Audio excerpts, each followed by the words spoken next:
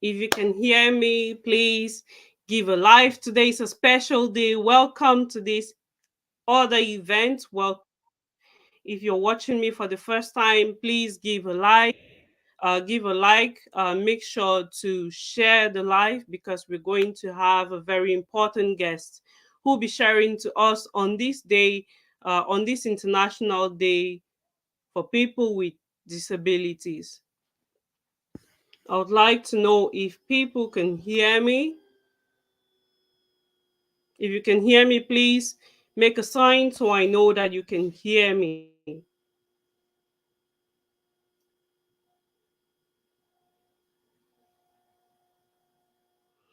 So today we'll be talking about World Day for People with Disability, and we'll have someone very important, very special, who will talk to us about world disability, who will talk to us about disability in general, and maybe a little bit emphasize on the importance of taking care of people with disabilities, how we can support them, and what are the resources out there available to us as parents, as brothers, as sisters, as friends of people with disability.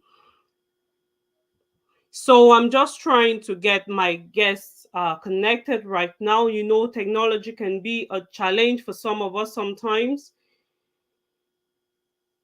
So just trying to make sure that everything is right on her side. So good evening. If you're watching me for the first time, you're welcome. Okay. Oh sugar, what did I just do? So if you're watching me for the first time, you are very, very welcome. Today we'll be talking about disabilities as a whole, and we would have a very special guest who will share to us what her experience is um, as a medical personnel, and in particular what she has had to go through in her work experience.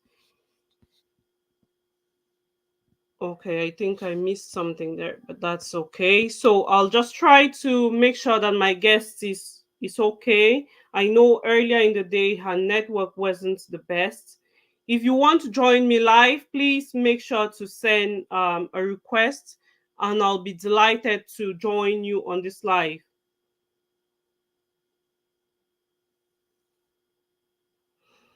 So, if you're joining me for the first time, my name is Annabelle Lola. I am a mom, a wife.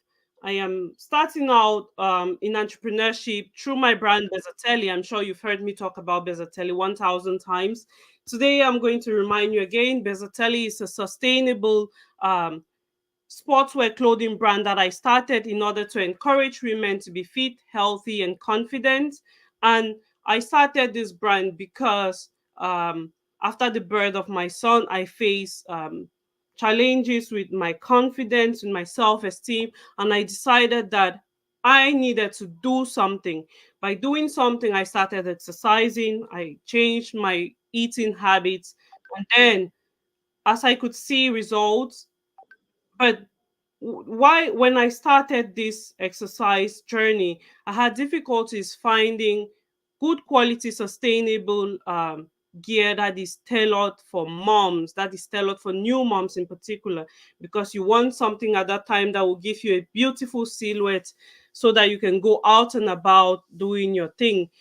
And I was unable to get the best gear. I decided to start Bezatelli to provide moms and women in particular with beautiful gear that would give them the confidence as they go about their day. And our Black Friday sale is still on. We have up to 60% off across the website, across the site. So make sure to avail of that. If you haven't yet, please go right now and search www.bezatelli.com, and it will bring you right straight onto our website, and you can choose that gear that you have been keeping so long. So I am waiting for my guest. She will be here in a second. I see her connecting. Like I said, I am founder of Bezatelli, but aside from being the founder of Bezzatelli, I am also very passionate about women empowerment. I love to help women discover what their purpose is and live accomplished life.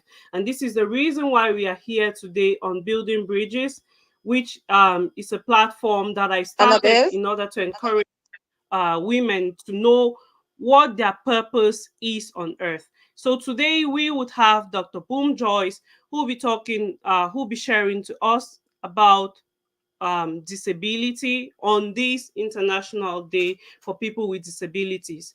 So I see she's connected. We are going to do an audio check. Dr. Joyce, can you hear me? If my sound is okay, can everyone hear me? Because I think she's having difficulties hearing me. Is my sound okay? If you can just leave a comment in the chat. I see Bernard is listening. Bernard, si tu m'écoutes très bien, s'il te plaît, est-ce que tu peux me dire un oui dans les commentaires, s'il te plaît? So I think it's a network challenge from her part. Okay. So I was talking about Building Bridges. Building Bridges is a platform that I started to help women and young people discover what their purpose is and live accomplished life. We live in a society, merci beaucoup, Bernard. We live in a society that's cluttered or is cluttered with so much information. We do not know which one is the right one. We do not know which is the wrong one, and we are constantly bombarded from side to side with what to purchase. So we find ourselves in that busy frame of mind all the time, and we do not really get the chance to reflect on who are we, what is our purpose on earth, what is our mission. So I help women through our coaching sessions discover what their purpose is and through their live accomplished lives. Because it's only when you discover what your reason on earth is that you're able to live a very fulfilling life. Once more, Dr. Joyce, can you hear me? Good evening.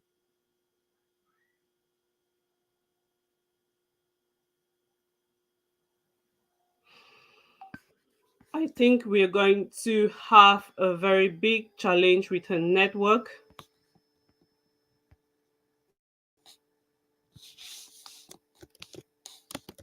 So she's sending me a message there.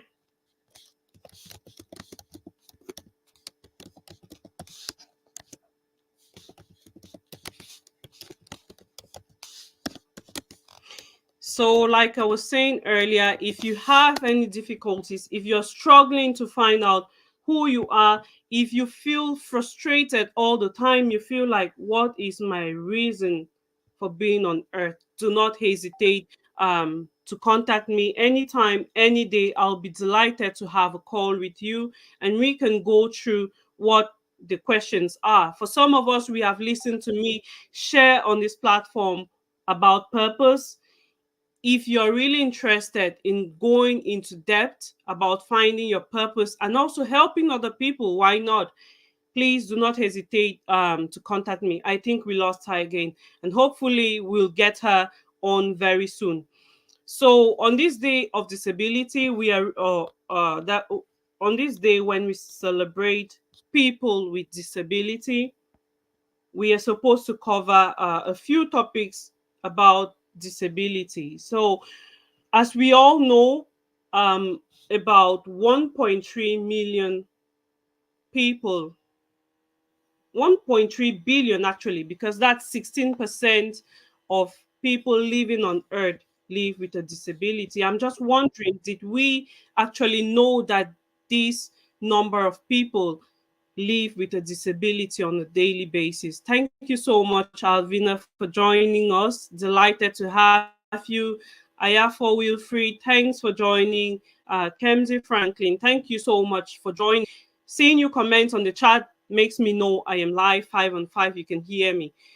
So, like I was saying, more than 16% of the planet Earth's people live with a disability. And these disabilities vary from intellectual disability, it could be physical disabilities, and very much more. I do not want to go into too much details um, because that is what our guest for today is supposed to be covering. I think her network is posing a lot of issues, but hopefully we'll get her really very soon.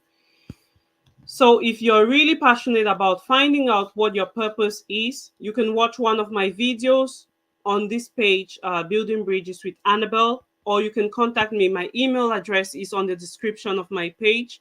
You can pop me an email, or you can just send me a messenger, and then we would get in touch instantly.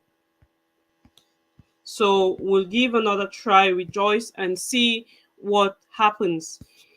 So while waiting maybe for Joyce to join us, I might just say some basic things that we all know about disability, and just to keep us going while she kind of um, rejoins us, while she kind of finds better connectivity.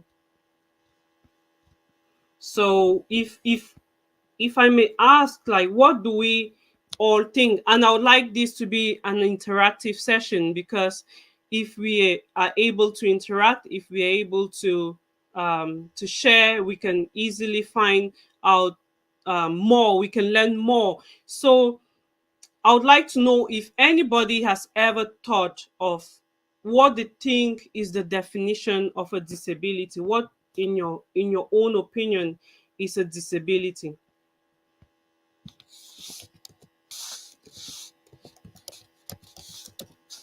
Because we always hear about disabilities, but what do you think is a disability, in your own opinion?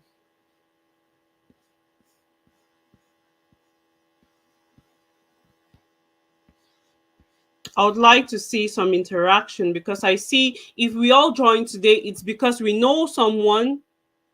Either we care for someone who has a disability, we know someone who knows someone with a disability, or we actually need live with someone who has a disability. It could be a child, it could be a friend, it could be a relative, or it could be a parent or a partner. We all certainly live with someone who has a disability, because if that number of people has a disability in the world, it's a huge number. So, a disability is simply um, a condition that kind of impairs your body or your mind to actually function as it's supposed to function. And there are many types of disabilities. These disabilities vary from intellectual, physical. It could also be behavioral, or it could be developmental. Some people have developmental disabilities. Maybe they are unable to grow properly. They don't develop. They don't reach their milestones on time. They don't attain their milestones on time, and so they are unable to function as they should function.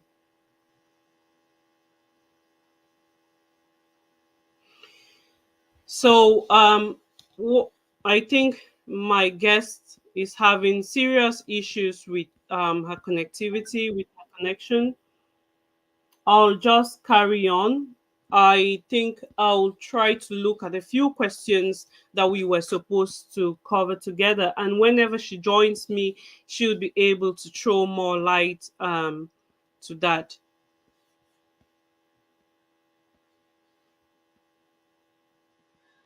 So, one of the things we were supposed to look at some of the stereotypes about people with disability, because this is one of the biggest challenges they face.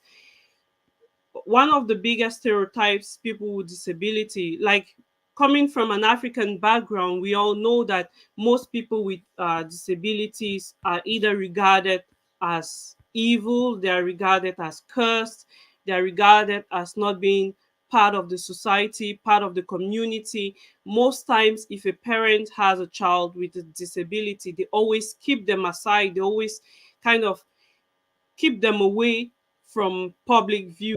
If someone is actually visiting them, they try to keep the child away, so that people don't know that this child exists. And this is because they are shy. This is because of the stereotype. This is because of the stigma that society has on about people with disabilities.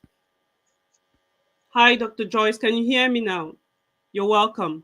I can thank you, Annabelle. I can get you very well. Sorry for the delay, Your volume experiencing is some quite network very issues low. here. I'm not sure if it's on my part or everyone can hear you very well. Is my volume better for you now? Is it better now? Perfect. I can hear you. Yes, yeah, I can get you one on Okay, one. great. You are very, very much welcome. Thank you very much. Good to see you. How was your day today? Today was quite a quiet day, a normal day, normal Sunday day, fellowship with God and family. That's amazing. We are so delighted to have you here. Thank you once more for joining us. So, I was just giving a brief and trying to talk about a few stereotypes about people with disabilities. But now that you're here, I'm sure my audience, everyone listening to us, would like to know who is Dr. Boom Joyce. So, would you give us a brief introduction about yourself? Can you tell us more about who you are, what you do, please?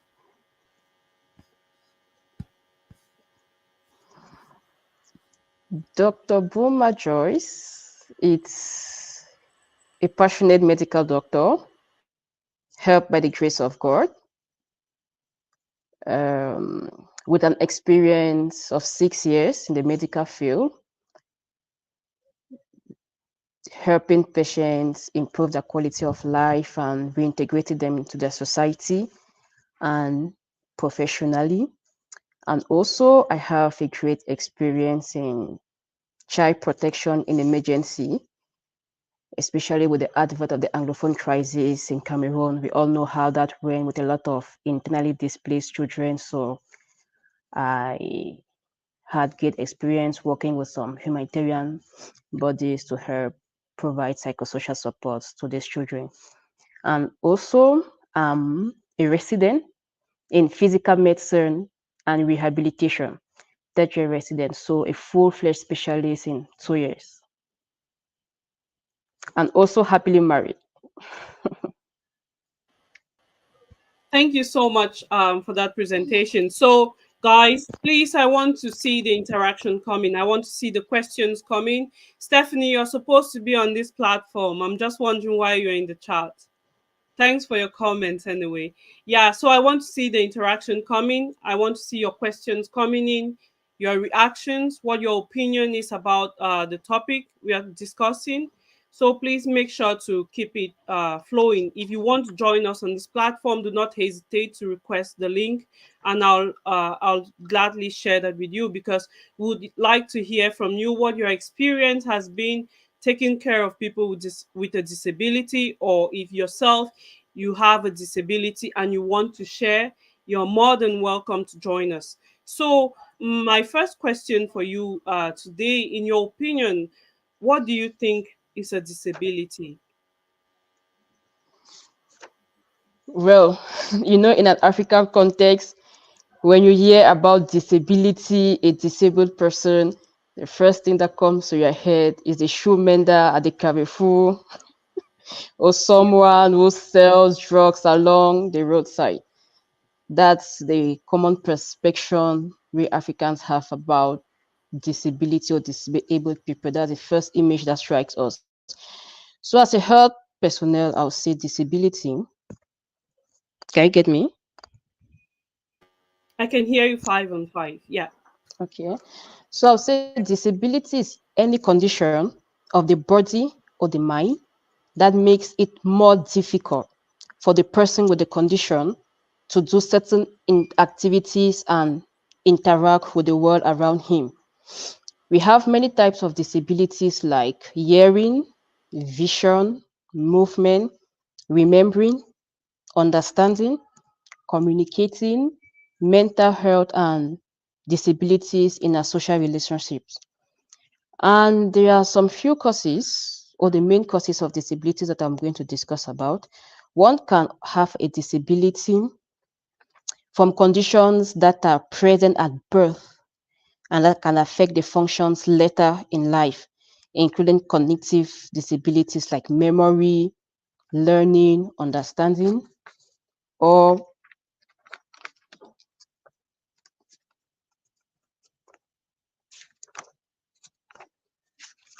hello? I can hear you 5 and 5. I think we lost her. Dr. Joyce, can you hear us?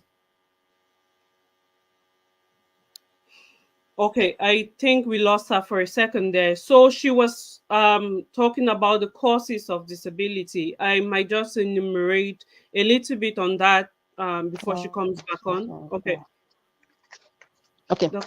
so Joyce, as can I you hear me? was, Yeah, go on, please. yes, Go I on. can get you. So I was talking about some causes of disability.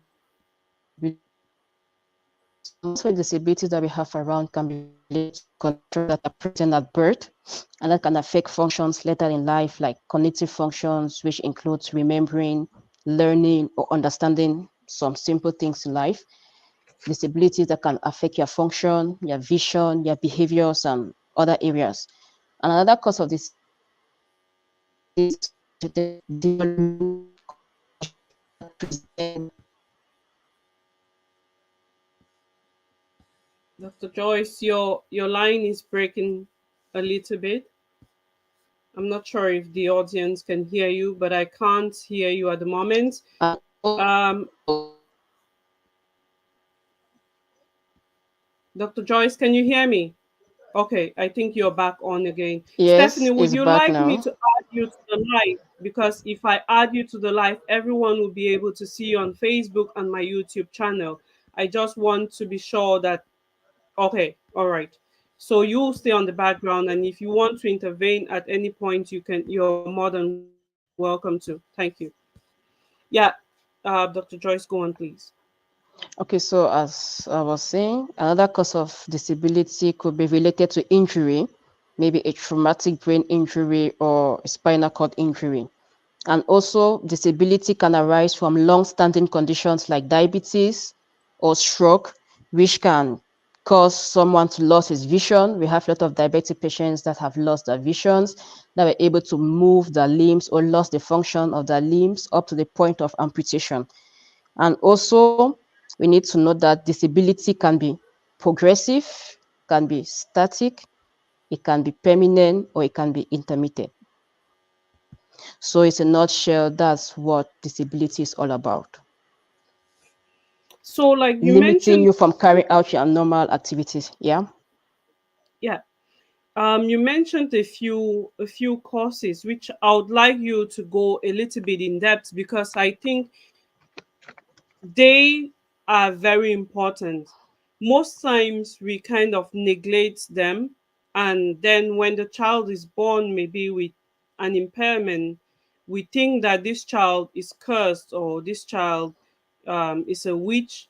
He certainly came from somewhere else, not from this planet, and we just start giving him names here and there, and people as well start putting that stigma around the child, preventing the child from even working in his own full capacity. So Sure. if you don't mind, like some of the conditions at birth you mentioned, is there a preventive method, or are they things that are natural, that are beyond medicine? Maybe you could try to elaborate a little bit on that. Okay. There are quite a number of conditions that stem from birth. The first thing we need to note is prevention. As we say, prevention is better than cure. First, the mother need to have a very balanced diet, you know, do her regular antenatal clinics, follows the advices from her guides and up, make sure she feeds well, and also that will go a long way in preventing most of these diseases that occur at birth. And also we have most at times genetic components where the genes are altered, or maybe a component of the gene is lacking, which might come from generation, that might have been passed on from generation to generation, and that might affect the child when the child is born Okay, we have conditions like cerebral palsy, we have autisms, we have amyotrophic lateral sclerosis. Those are some few conditions that we get at birth. But most often, cerebral palsy and autism are really common among children. And also during childbirth, the way in which the child is delivered, the practices that the various activities that go on during the delivery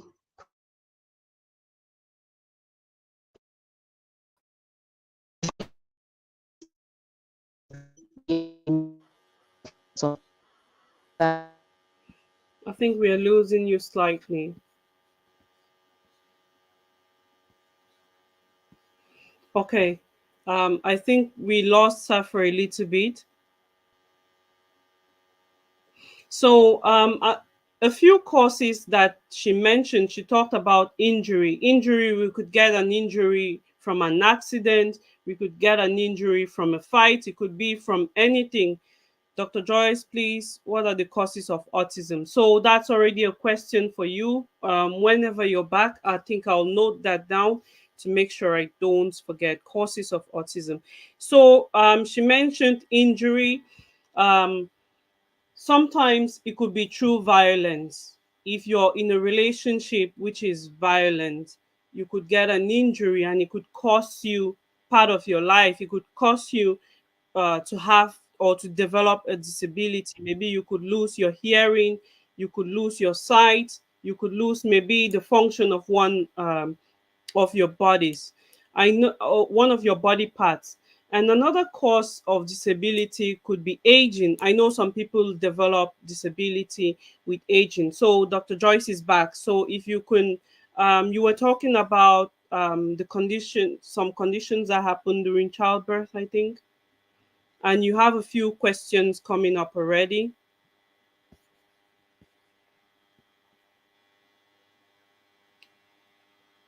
I can't hear you yet. I'll add you on stage. Can you get me now? Perfect. 5 on 5. So I was saying during the delivery of the baby, there are some practices or activities that might lead to the child needing a resuscitation, and during which the child will come out with it's a supply of oxygen being limited to the brain, and with all the activities going on to bring the child back to life, there might be damages in the brain which will cause the child to develop impairments, disabilities, and all of that. So the main thing is prevention and doing our roles, both the health professionals and the parents. Okay, so before going to ask my next question, I think I'll take the question from Ayafa Wilfried, who says, Dr. Boom, please, what are the causes of autism? So can you maybe enumerate, can you share with us a few causes, a few things that you think would be potential causes of autism?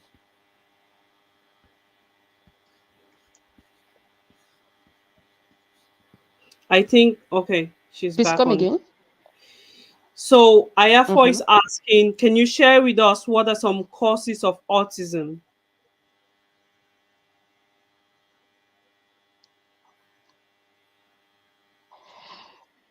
Um, Autism is a behavioral disorder which might start in the early childhood and some may be noticed in the middle childhood and adulthood. And most often, it's a disorder with the electrical activities of the brain.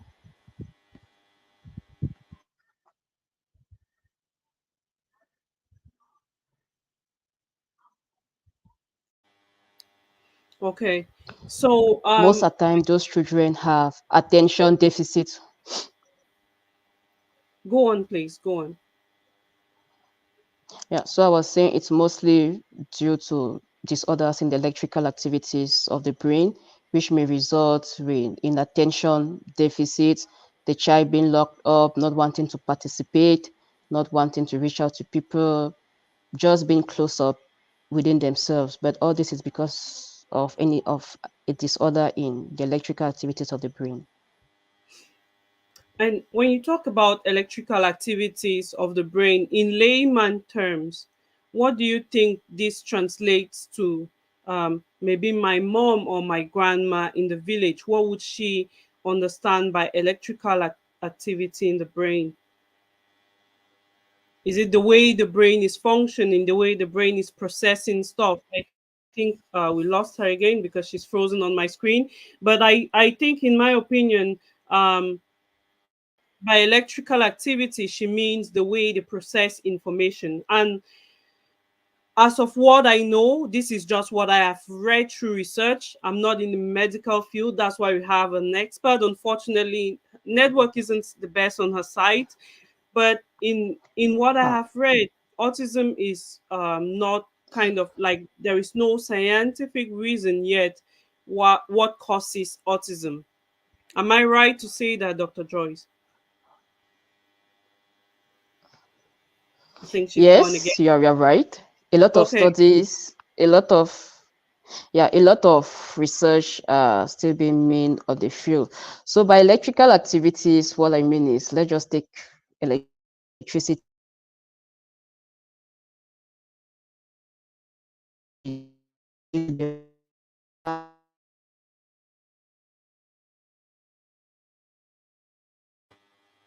I think the network really is not the best. Would you try to turn your camera off? I think if you turn your camera off, we might get better connectivity. Maybe you can turn your camera Try. off and we see Okay. how it goes.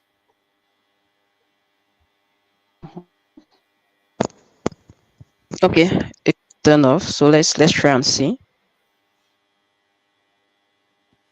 So when I talk of electrical activities in the brain, I'll take an example in the house. You have a bulb in your parlor and it needs to be lighted. In order to have light coming through that bulb, you need a power supply and cables connecting stemming from the power supply to the bulb. So at any point, if there is a puncture on the cable, the electricity won't flow, so there won't be light. So these are some of the this is almost what happens in the brain when there's a disorder or a rupture at any point along the neurons, which are the cables in the brain, will have issues like that. So it's mostly due to electrical activities, but like you earlier said, more studies are being carried out on autism, but a fixed cause is not really yet known. Okay. I think we'll leave the autism question at that.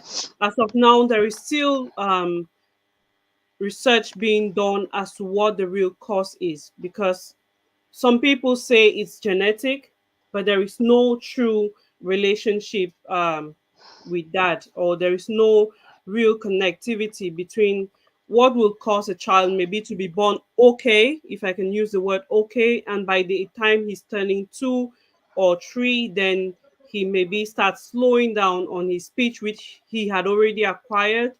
And then as time goes by, he's no longer maybe meeting his milestones as he was supposed to be meeting, or maybe what his age mates are doing, he can't really cope with them easily.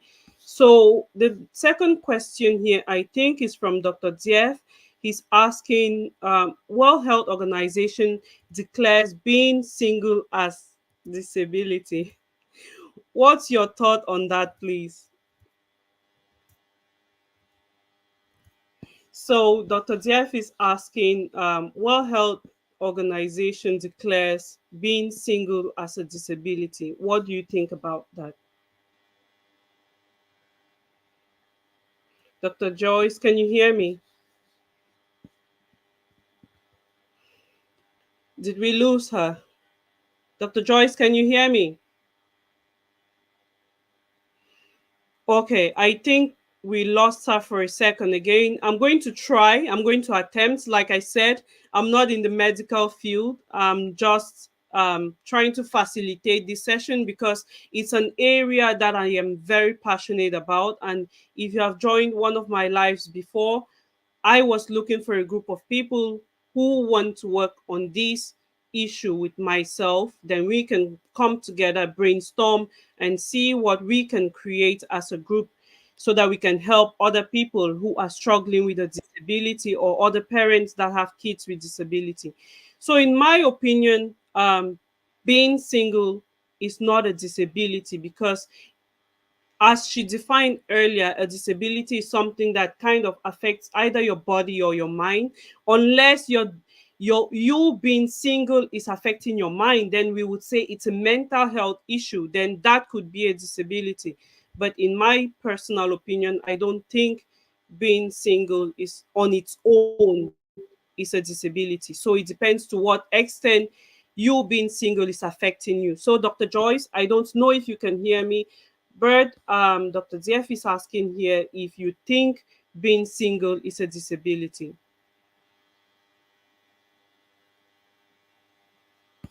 I'll just try to add her on again, and hopefully her network will permit her to say something. Dr. Joyce, did you hear my question? Yeah, come again. So Dr. Dief is asking Please if repeat. you think, do you think that being single is a disability? Thank you very much, Dr. Jeff, for the question. Being single in itself, it's not a disability. So long as being single prevents you from carrying out an activity or prevents you from interacting with the world around you, there it becomes a disability. But in this case, it plays more on your mental health because disability, mental health issue is a form of disability. So if being single affects your mental health, then it might be considered a disability.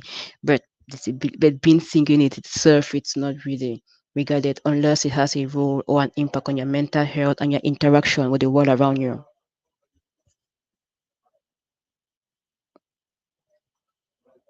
Thank you so much, Dr. Joyce. I think those were the two main questions in the comments.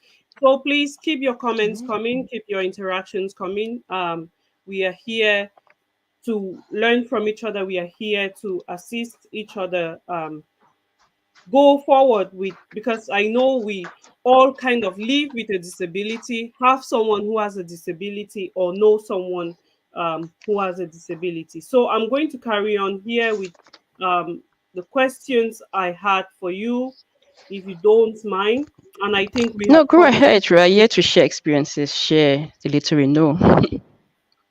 Okay, perfect. So my first question to you, while I get that sorted here, I'm the most disorganized human being today. Okay, in your opinion, what do you think is the biggest challenge for individuals with a disability? What do you think are the biggest challenges that they face on a day-to-day basis? Thank you very much for the question, Abel. We know disability is part of being human and is integral to the human experience. No one can escape it. And according to the WHO statistics, 1 in 6 of us is disabled.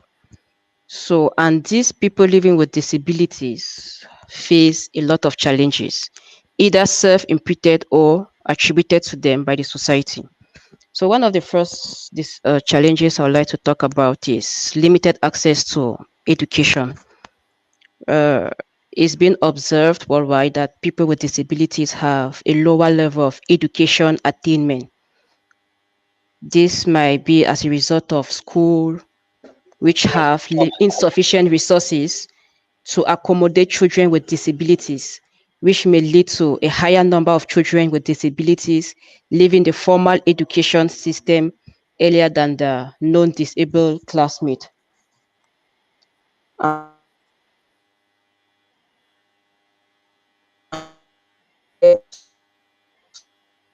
think we're losing you again there.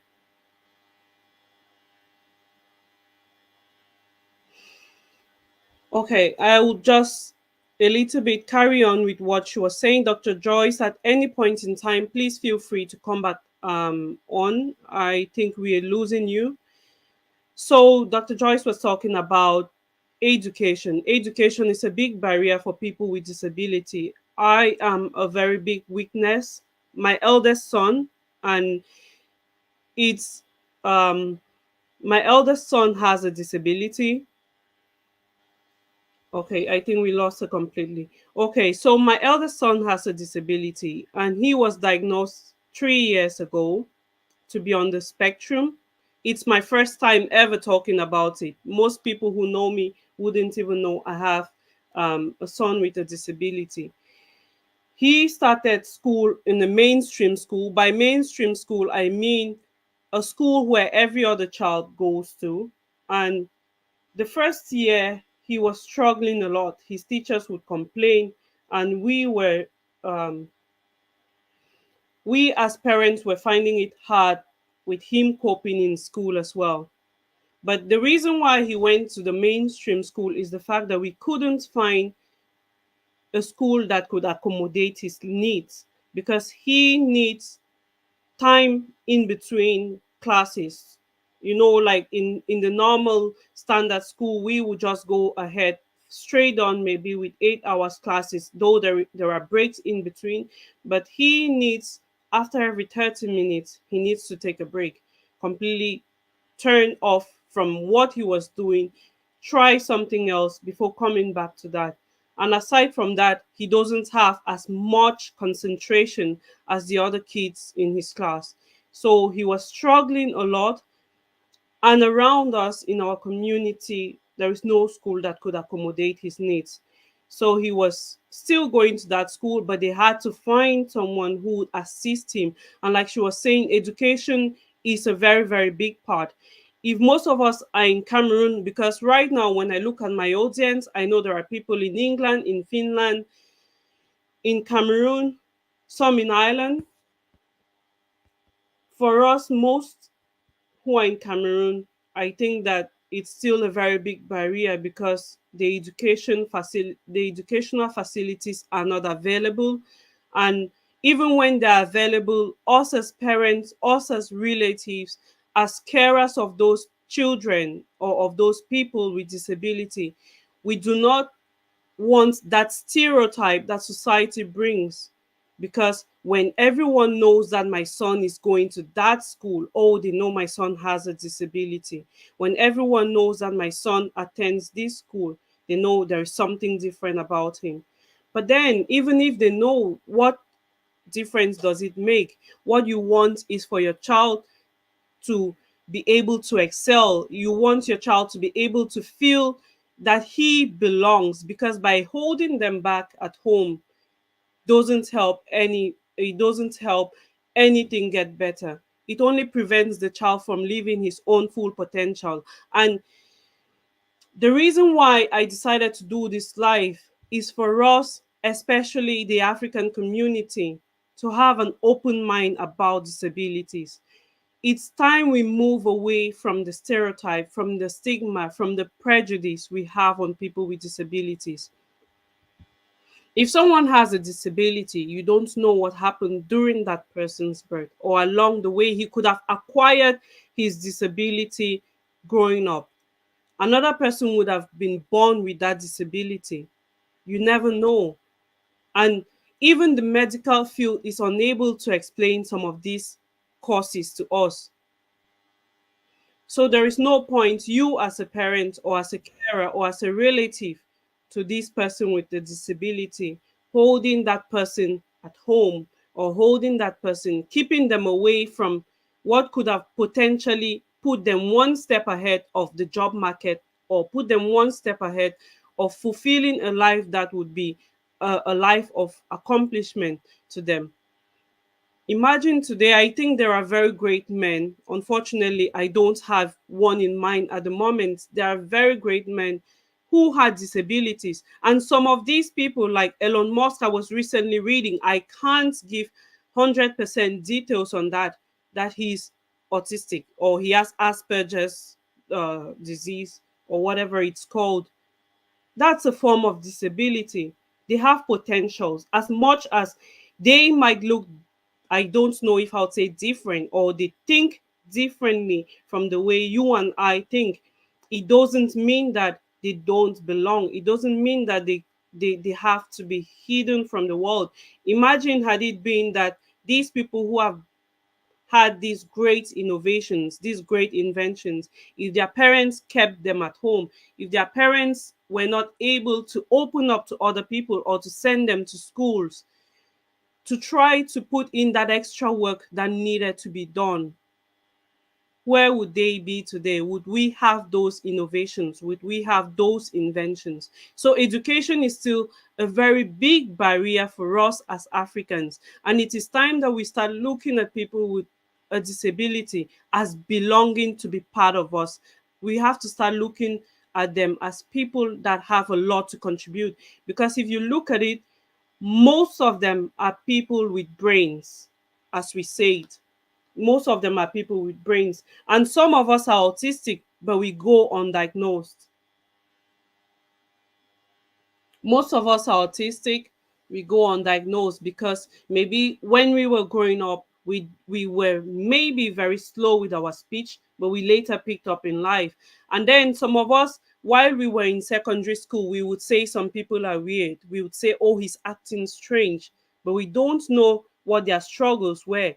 Some struggled a lot with anxiety, some struggle with assignments, some struggle with crowded places. We would talk against them, we would talk about them, we would say they don't like to interact, we would say that they don't like to share with others, but we don't know what their struggles were. And this is also an open call. I know that there are so many doctors, maybe not medical doctors, doctors in different fields. It's time for us to broaden our scope of education.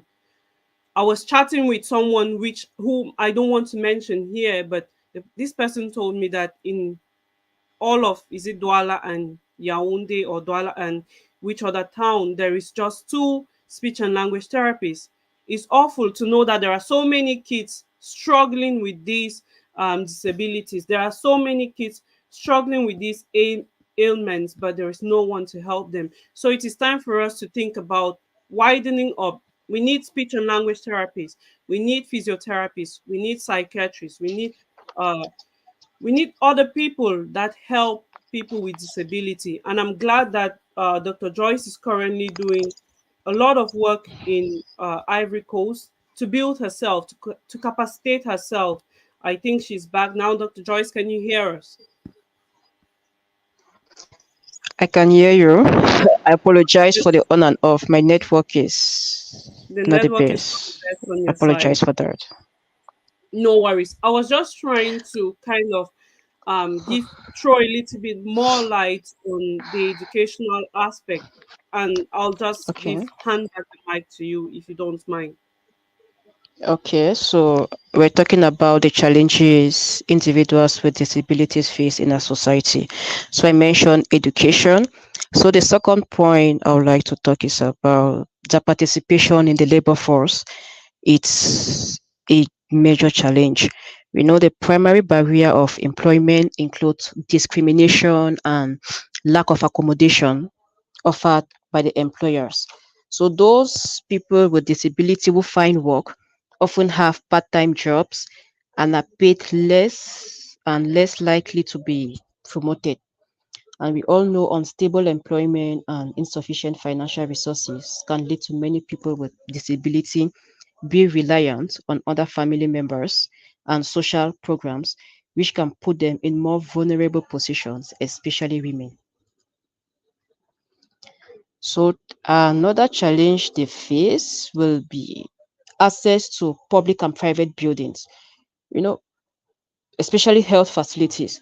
Most people with disabilities are not really informed on the various health programs that are available to them to help them improve their functions, improve their quality of life, to help them adapt their new environment to their current status.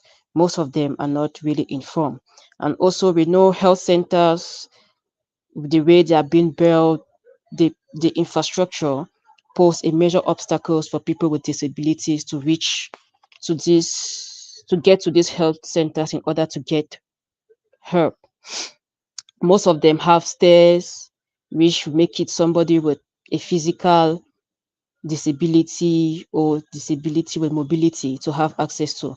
And we know most public and private buildings also have stairs, which pose as an obstacle to them to get appropriate services when they are in need. And also we know that they have inaccessibility to toilets. The toilets are not being built to accommodate them. And we also know some pathways in most of our offices are not that wide enough, which could allow access for a wheelchair to go through. And also when they get to most buildings, the high structures of these receptions make also like stand like an obstacle for them, able to get to see through, have a well organized or a well like to have a discussion with the receptionist across. So all of this act as a barrier to them. And another important or most common challenge these people face is stigmatization. It's a known fact that people with disabilities are stigmatized, and the stigma is the experience is often as a result of fake assumptions. For example, some people think that people with disabilities are unable to learn, or people with disabilities are unskilled, they can't do any work, or that their disabilities or their impairments are contagious. And we know in our African context, culturally or due to religious belief, can impinge on the stigma. For example, there are some beliefs that disability is the result of witchcraft or the sins of previous generation. And at times there are children that are born uh, with cerebral palsy, and most at times those children develop with no care, and they end up unable to walk. They we often see them abandoned with their grandmothers. They are just crawling on the floor, even though they might grow into adult age with that type of disability. Most often, those children, when they cannot walk and all of that, in some cultures, they will leave those children by the water, as the as some francophones say, les enfants du génie, that is the child of Mami Wata. So they go drop those children by the sea for the gods of the seas to take the child. So all of those type of beliefs goes to increase the stigma around disability. And also, people with disabilities are sometimes said to possess particular characteristics, like to be imbued with supernatural qualities or endowed with special gifts. And all of these are stigmatizing false beliefs. And also, the stigma of disability can extend to the entire family. When children with disabilities are believed to be a punishment for a family member having sinned or eaten forbidden food. And the stigma of having a child with disability means the children are not often reported, which might result to their being not included or offer the appropriate care for their growth and well-being, and which might cause some parents or the mothers to be put under pressure to abandon or even kill the children. I've heard of stories like that. To kill the children that have disabilities because they can't bear the burden of the stigma. So, as a result of being stigmatized either by the family or the community or both, people with disability can feel isolated and really worthless. And they can even take on society's false belief and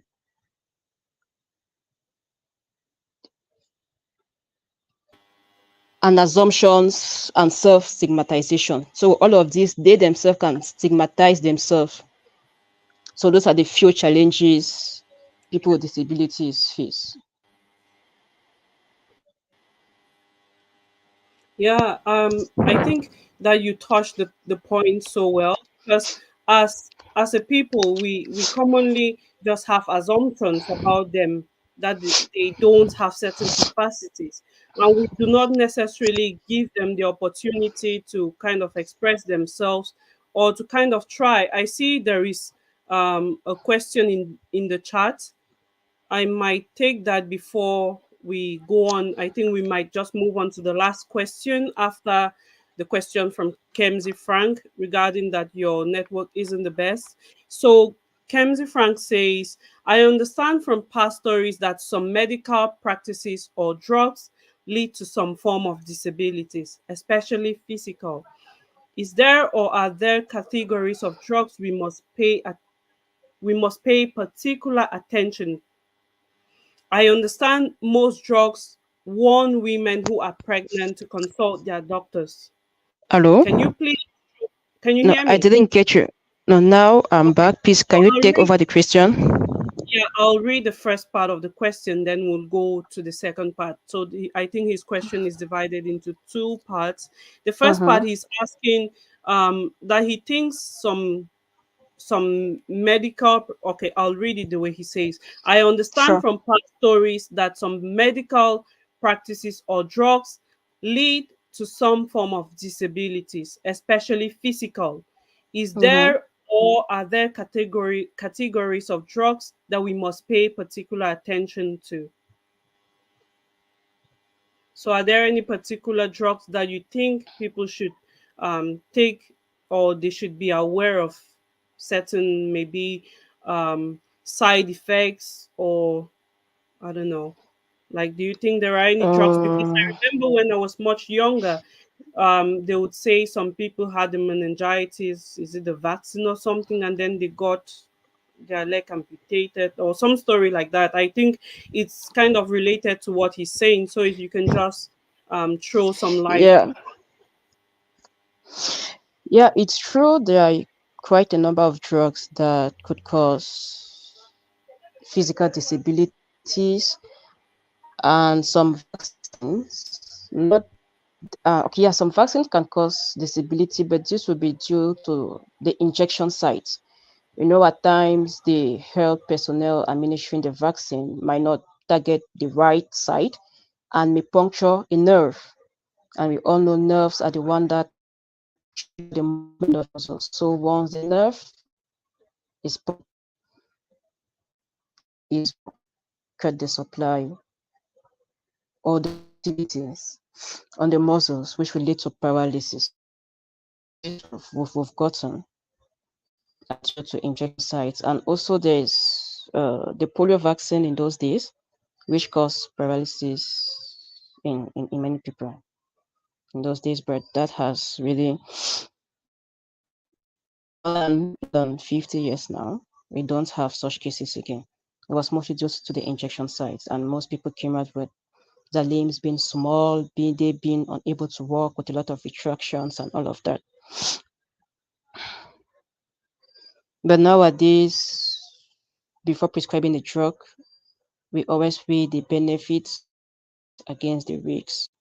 So most drugs that may expose people to disabilities are being withdrawn from the market. We don't find them many nowadays. And also we have some chemicals that people used to work, like these guys who do stuffing of the roofs and all of that construction materials. These heavy metals at times they might affect the way the brain functions if inhaled or ingested in large quantities. It might affect some parts of the brain and cause disabilities.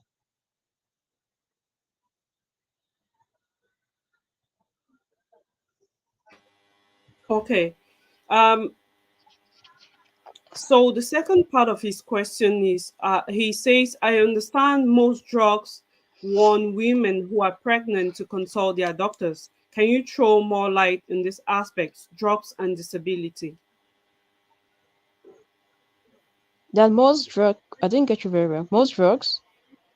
So most drugs warn women. You see, when you're Mm-hmm, pregnant, you take a box of medication, and it's written on it, consult your doctor mm-hmm, before you're pregnant. So he's asking what's the link between maybe mm-hmm. those drugs and the potential of having a child with a disability. Okay. There are some drugs that affect the way children develop. So those elements or the active ingredients in those drugs may affect the development of a child. So most often they will write that you should seek the advice of your doctor before taking such drugs. And it's advisable to take drugs prescribed only by your attending gyne and ops. And like I Thank you said so earlier, before prescribing drugs, we always weigh the risks and benefits.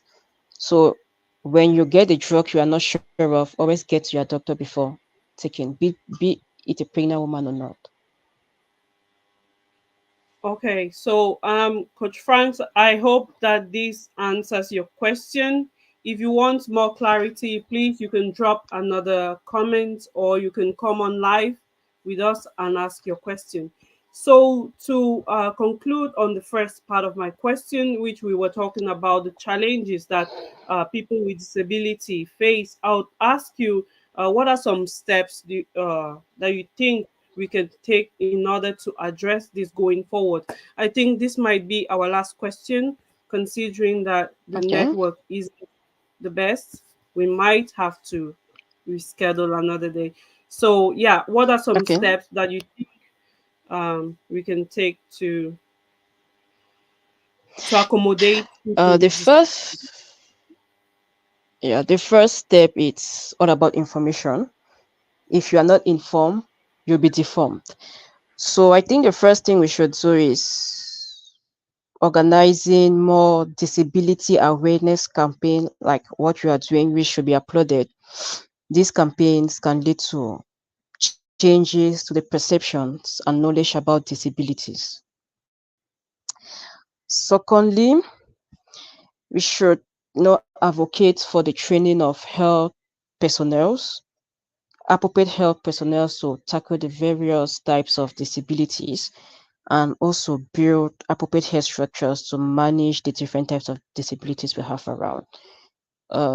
In Africa, there are very few specialists, that is, those specializing in physical medicine and rehabilitation. There are very few of them in the field, and this is really a call for our governments and training medical faculties to open branches in order to train health personnel in the field. As of now in Cameroon, we don't really have a specialist in physical medicine and rehabilitation, but we are advocating for more people to be trained and the government to see into that. And also, we also need to advocate towards, decision makers and stakeholders to reinforce policies that offer access to education, access to employment for people with disabilities.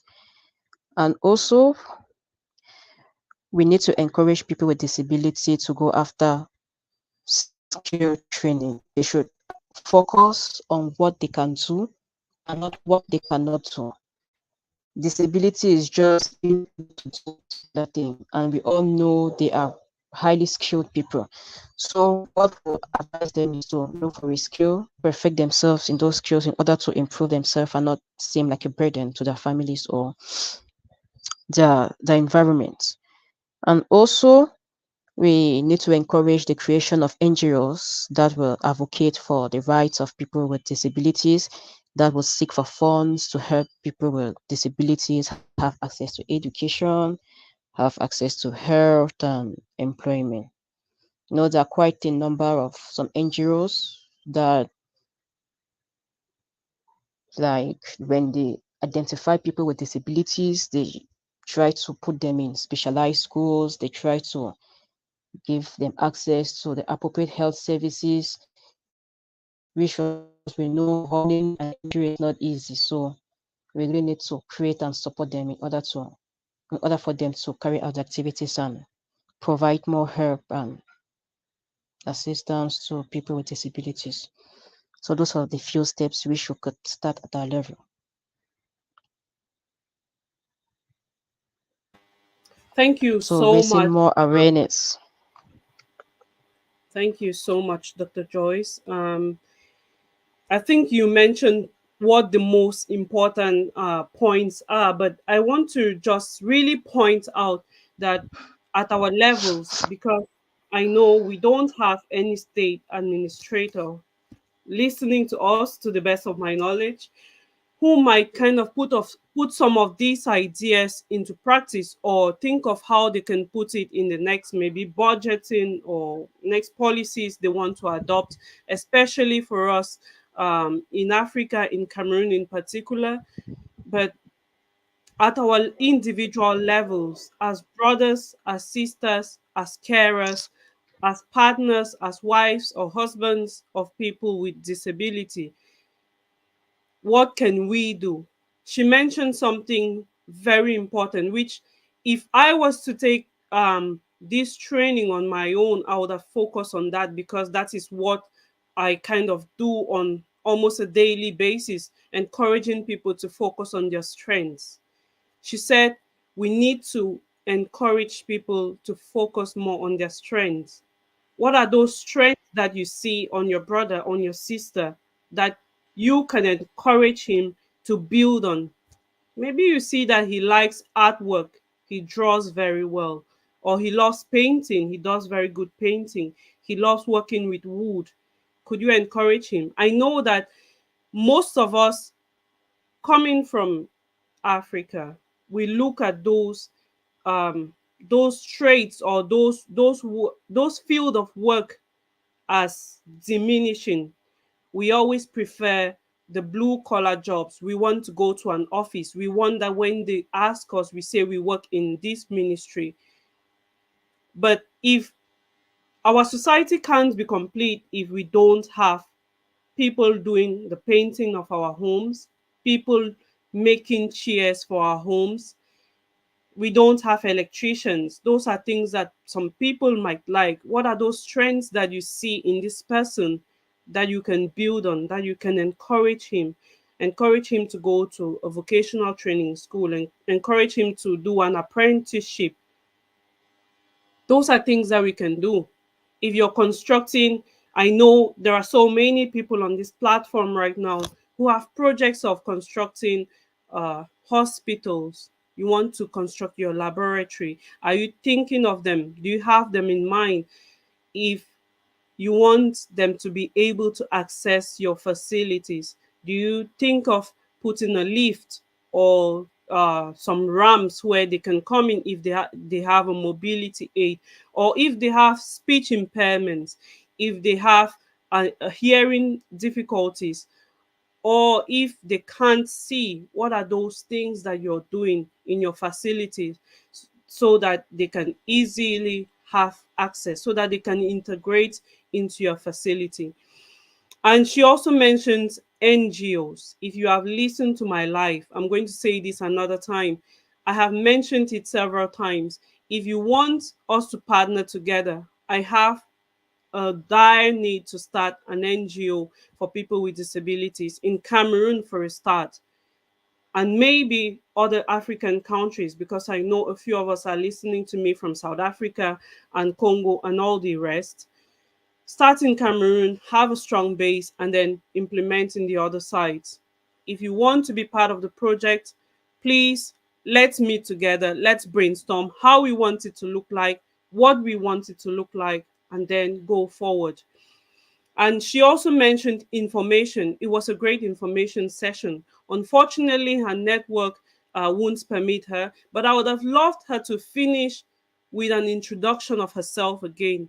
She said there are no physical medicine and rehabilitation doctors or specialists in Cameroon, but she is doing that job. So once she's completed her training, I think she's due to finish sometime next year. I'm not too sure. She would be one of the first in Cameroon who would be working with people who need rehabilitation, people who have undergone stroke and other. I can't give all the details. She is the specialist, unfortunately. So she would be working more with people who have undergone stroke or other medical health conditions, to help them to readapt, to rehabilitate, and live their lives again. So, thank you so much for listening. Thanks for joining us. It was lovely to have you. Thank you for all those who were listening to me on Facebook, on YouTube. I truly appreciate. I hope you got the worth of your time. You don't regret joining me today. And if you do, I would really love that you send me a text, a comment, and so that I can know what I can do better. What are those things? I'm always looking to improve. In my next life, we might be talking about a totally different topic. I thought that today was the day when we celebrate people with disability. I thought it was great that we come together and talk about it because it's something that I'm also very keen about. We might be talking about something different next time. I would love to hear from you. If you have something in mind you want us to cover, if you want to contact um, Dr. Joyce, if you want to contact Dr. Joyce, please do not hesitate. You can either reach out to me directly and I'll put you, oh, she's back on. Great. So if you want to contact her, you can reach out to me and I'll put you in contact with her, or I'll give her the mic and she can tell you how you can contact her. So, Dr. Joyce, I Mm, was just trying to talk about you there. Maybe you can tell us more about the work you're currently doing in Ivory Coast. okay. Apologies once more for my on and off. Okay, so actually, I'm specializing in physical medicine and rehabilitation. It's a medical specialty that involves restoring function for a person who has been disabled as a result of a disease or a disorder or an injury. And the specialty provides an integrated and multidisciplinary care aimed at the recovery of the whole person by addressing the person's individual physical needs, emotional needs, medical needs, vocational traits, needs, and social and economic needs too are well as well. So when we say rehab, what rehabilitation all about is just like a process of helping a person to reach the highest level of function, the highest level of independence, and the highest quality of life possible.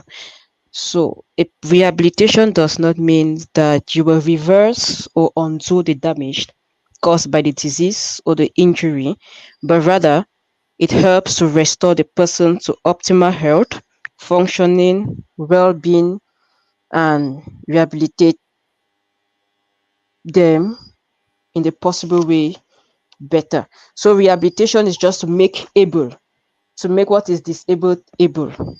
So, programs of rehabs are designed. Okay, let me just give an example and to throw more light to what I'm saying. Let me take, for example, somebody who has stroke. At least each and every one of us have seen a patient with stroke. And we know most people with stroke often come with paralysis of one side, which will affect their walking, their speech, their sight at times. So, after the neurologist has lifted the emergency and the patient is out of the acute phase, so such patients are referred to us and we start re-educating the person, that is teaching the person to walk. We try to stimulate his muscles and like I said, the aim is to get to the highest possible function we can recover from the patient. When the patient might not recover 100%, but we do our best in order to restore the person to its optimal health. They're able to walk normally, they're able to go back to work, to his job site as before. If not, if he's unable to assume the position he had before, we discuss with his employer to give him a job within his company, to adapt him, to give him a job that will suit his current status. So that is what we do, restoring function and reintegrating patients into the society and professionally. Thank you so much, Dr. Joyce. I think there is nothing more than being able to know that there is hope that you can walk again after a stroke, or you can talk again, or you can be back to yourself again. So I truly appreciate your time. I appreciate what you're doing. I do not take it for granted. But who would have known that after almost 20 years we would be on a Facebook or on a live streaming today doing something like this? I'm so delighted for social media who brought you back to me. And I'm looking forward to seeing you again after so very many years. Thank you so much for your time. I truly I appreciate know, I know. time we would get better connectivity so that we can share the wealth of knowledge you have. Boom That's a prayer. Joyce used to be the girl who fights with boys to be the first of the class. You are not serious. Come on. I can't forget those days. Thank you so much. And I truly, like I said earlier, I truly appreciate each one of you, Dr. Tina, Dr. Asong, the youngest doctor I know, or the latest doctor I know, uh, Danzi Koyusa. Thank you for joining us on this live. For everyone who joined us on Facebook, everyone who was watching on YouTube, we truly appreciate your time. We do not take it for granted. We hope you learned something. We hope you have a take home message. Please, if you have any topics you want us to cover, you want to come on my platform. I'm calling it my platform, but it is our platform. It is that platform where we want to empower us women to be better people, us women to go forth and do and accomplish more. I was reading something this morning. Unfortunately, I didn't finish reading through it, which I think Frank posted that on Facebook. I didn't finish reading that post, but I thought it was interesting. He said, if we had more female leaders, the world would be a better place. That's just to paraphrase it. Thank you so much, Frank, for that post. Thank you, everyone. That's me signing off for today. And I'll see you again in the next live, maybe sometime after Christmas or before Christmas. I'm not too sure. Life is a little busy at the moment, but I hope to see you very soon. Bye bye for now, Dr. Joyce. Okay. Bye bye. Thanks for this wonderful program. Thank you and see you very soon. Bye bye. Bye bye.